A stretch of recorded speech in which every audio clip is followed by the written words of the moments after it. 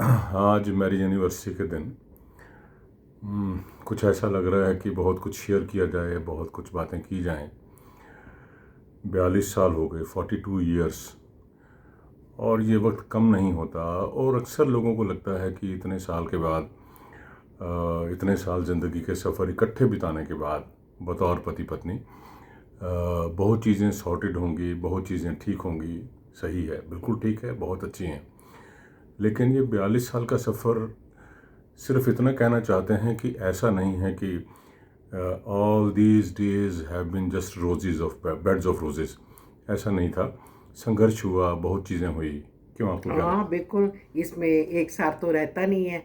खट्टे मीठे और थोड़े कड़वे रिश्ते भी रहे बीच में, लेकिन प्यार भी रहा। वो क्यों रहा पता है आपको? क्योंकि हमारे बीच निरंकार था, हमारे पास बड़ों का आशीर्वाद था और बच्चों का प्यार और स्नेह भी था।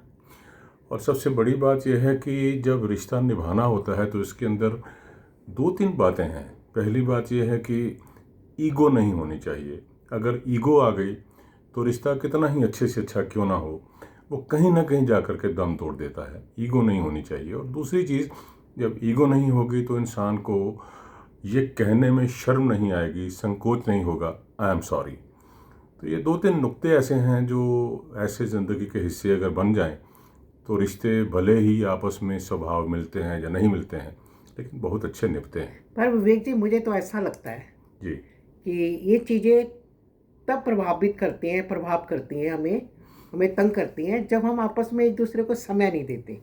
ईगो बाद में आती है, लेकिन जब हम एक रिश्ते में एक दूसरे को समय देते हैं तभी हम एक दूसरे को समझेंगे। हर इंसान के अंदर कमियां भी होती हैं और अच्छाइयां भी होती हैं। जब एक दूसरे को हम समय देते हैं ना, तब हम एक दूसरे के अंदर पता चलता है कि उसके अंदर है क्या, वो क्या चाहता है हमारे से। तो ये बहुत ज़रूरी है, एक दूसरे को समय देना, फिर समझना। और समझेंगे तभी विश्वास होगा, एक दूसरे पे विश्वास होगा तो ज़िंदगी बहुत अच्छे से बीतेगी। देखो आजकल के बच्चे हर कला सीखते हैं, लेकिन ज़िंदगी जीने की कला कोई कोई सीखता है। सही बात है। और ये बहुत अहम बात है कि आप एक दूसरे के लिए कितना टाइम देते हैं, समय कितना एक दूसरे को देते हैं, और उस समय में एक दूसरे को कितना समझते हैं।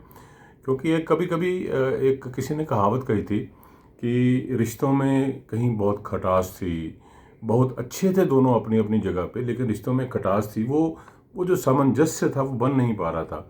तो एक शायर ने बड़ी कमाल की बात कही है कि जब ऐसी कहीं प्रॉब्लम होती है कि बोला कुछ जाता है, सुना कुछ जाता है, और समझा कुछ जाता है, और जवाब कुछ और दिया जाता है। तो इन सारी की सारी बातों का सोल्यूशन ये है कि जब आपस में एक दूसरे को समय दिया जाता है तो समय देने के बाद फिर एक दूसरे को समझा जाता है, और समझ करके फिर बाउंड्री सेट हो जाती हैं कि यहाँ तक मैंने कहना है, यहाँ तक मैंने जाना है, यहाँ तक मेरी बाउंड्री सेट है। तो रिश्ते अपने आप में फिर बड़े अच्छे निकलते और हैं। इसमें मुझे विवेक जी एक और बात याद आ रही है। पहले क्या होता था कि रिश्ते क्यों अच्छे होते थे?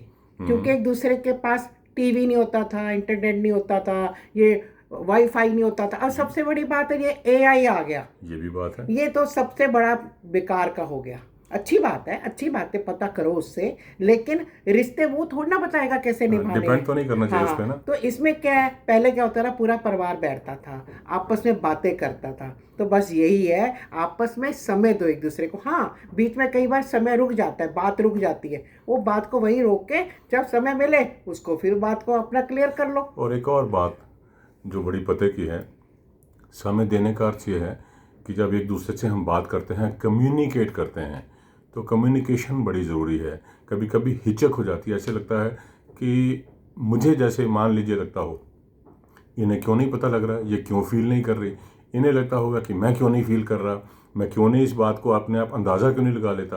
तो अंदाज़ों से नहीं, अगर कोई बात है तो कह देनी चाहिए। तो मुझे लगता है कि आज एनिवर्सरी के दिन हम जहाँ एक दूसरे को हम गुड विशेस, बेस्ट विशेस दे रहे हैं, आप सभी ने हम सभी को बहुत सारी शुभकामनाएं दी हैं, उसके लिए आपका शुक्रिया। और ये ज़िंदगी जीते हुए जो छोटी छोटी बातें जी करके एक्सपीरियंस हुए हैं, वो टिप्स के रूप में आपके साथ साझी की हैं। अगर आपका कोई अपना एक्सपीरियंस हो तो आप भी ज़रूर शेयर कीजिएगा। Thank you.